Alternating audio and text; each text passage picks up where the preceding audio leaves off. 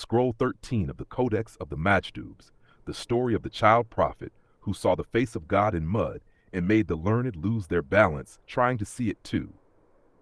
The scroll of the prophet of puddles, the fool who found heaven in the mud. I, the child and the rain. After the monsoon, when the streets were soft as bread, a barefoot boy began walking from puddle to puddle, staring into each as if searching for treasure. He told everyone his name was Amir, God's mirror. The other children laughed. "You're just playing in mud." Amir grinned. "Exactly. That's where God hides when adults get boring." One morning, he stood in the bazaar holding a dented tin bowl full of muddy water. Merchants stopped counting coins to stare. He lifted the bowl high. "This is the holiest mirror in the city. Look in it and meet your maker." A silk seller peered in, saw his own sweating, anxious face, and stumbled back. The boy giggled. "See, you met him already."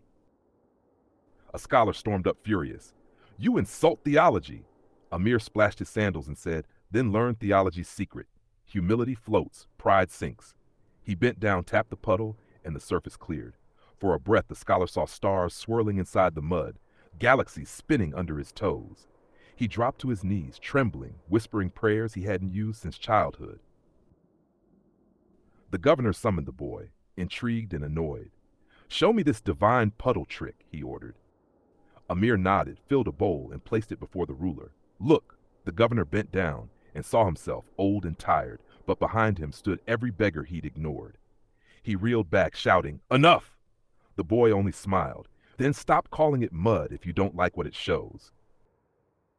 Soon every child in town was carrying bowls of rainwater, declaring themselves prophets. The adults panicked. Scholars couldn't preach over the laughter, and no one bowed properly anymore.